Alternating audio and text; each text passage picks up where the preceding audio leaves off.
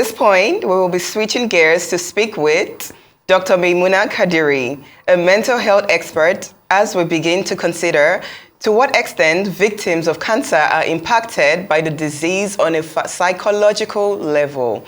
Welcome to the program, Dr. Maymunah. How are you today? I'm fine. Great day, ladies. It's good to be here. So good to see you, Dr. Maymunah. Now, Thank you, ma'am. I have a question for you. I have a friend. I've lost her now. But I remember when she was ill, she said to me that a lot of people did not die before their time because they didn't have the will to fight. That she, even though she was at stage 4, she survived longer than those who were at stage 1 or stage 2. That the abject fear of the disease itself, they just could not find the courage to fight. But in that same question, I also want to ask, there are those who you hear fought till the end. So does that play a role? Does your determination to survive play a role in your chances of survival? Great question, I must say. And when it comes to all medical conditions, as medics, we always say a lot are not curable, but many, if not all medical conditions are treatable. With the advent of the name cancer, which is a non-communicable disease, and everybody, being more aware of it, but one singular thing, cancer, almost synonymous with death. But we are grateful now with the awareness, with the advocacy, which is taking a center stage on a global perspective. But it's still very pertinent for us to deal with that word fear. And it stems from within. It's the mindset when you are being told, this disease, there's a way they break the story, they break the news. And, the team comes together most time. In fact, we now even have principles where we always tell any medical team, before you tell a cancer patient, you have cancer, follow these rules, so that you won't just tell the person you have cancer and the person will just give up right there. And have we seen cases like that? Yes, because the person may be having underlying cardiac condition. You just said the person, he or she has cancer, especially a she, because it's more among the females than the male, and the person just gives up. So that fear is there. So it stems from that mindset of the fear of the unknown, the fear of losing control, the fear of losing loved ones, the fear of pain and long-term suffering, the fear of, body identity, image changes, the fear of identity, the fear, there's so much that that goes on in their mind that they don't even give up before treatment starts. And so when it comes to the emotional well-being for people with cancer, we start their information from awareness. The awareness of, I think I have a lump here, or the awareness of, I have 2 aunties that have died of cancer, or there's a family history of cancer in my, the genetic loading, like Angelina Jolie, who just told us, look, I'm taking off this thing, because if I remove this, it will reduce my risk. So that awareness causes what we call hyper-alertness. And that hyper-alertness can either go positive or negative. Positive, the person will go and do all the necessary things, go for the genetic testing, go for, and all that, and do what she needs to do. The other flip side is that, my auntie went, before she died, she suffered a lot. No, I'm not even going to go to the doctors for them. They won't tell me that I have cancer. I'm not there. And from that awareness, it goes to receiving the diagnosis. Is so critical. Absolutely. Because that receiving the diagnosis then goes to how you react if that diagnosis. Thank you. Thank you, Dr. Maymunah. In 2021, out of over 11 million cosmetic surgeries, approximately 2 million were for breast augmentation. I want to discuss something that is plaguing our women today. Women have been reconstructing their breasts for over a century, with the first breast implants reported in the 1960s. The rise of breast cancer with the topmost risk factor being just a woman, has led many leaders, researchers, and patients to question and hypothesize the link between breast cosmetic surgeries and breast cancer. Many surgeries prior to the 2010s stated that they failed to find a link.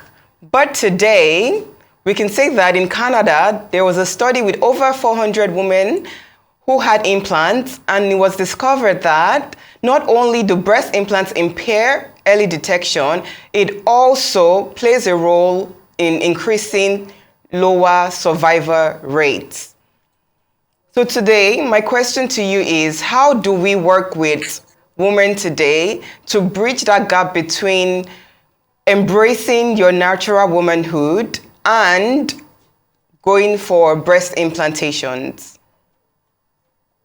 So it's good we are bringing in this question now, and thank you for that, because we are seeing a rapid, rapid, Absolutely.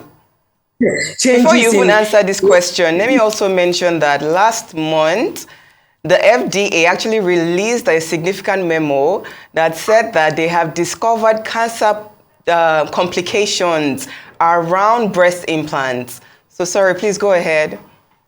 Yeah. So what I'm saying, the question is very key, is we are seeing that, if you know somebody who knows somebody who knows somebody, even if you don't know somebody, social media is even going to bring it to your, face, in your timeline and all that. Somebody who has gone for body and breast augmentation, or, BBL or lipos. So there's Absolutely. so much cosmetic surgery when it comes to this. And we are now asking ourselves, do we need that? Do we really need that? If you don't have a reason, for example, if a genetic reason, or you've done the Braxy test and it shows that there's a likelihood that you are going to have cancer, then you just take off your breast and then do, augmentation. And the thing is that it's not necessary you must put an implant. There's the autologous way. Autologous means that it's your body, a part of your body taken to fix another part. So it can be your lab or somewhere else to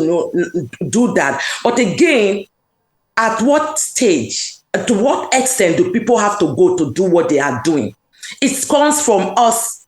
How do you embrace yourself? Knowing yourself, self-confidence, self-esteem, self-worth, not necessarily feeling pressured about this person has done this, I have to go do this. With the advent of researches, we are still going to find, because now there are pockets of researches here and there that is just this is what is happening.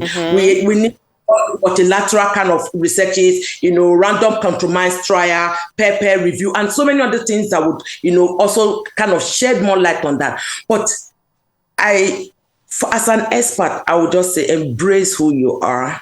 I agree. Self-love is so critical. I need to ask another very important question. A cancer diagnosis can affect the emotional health of families and caregivers.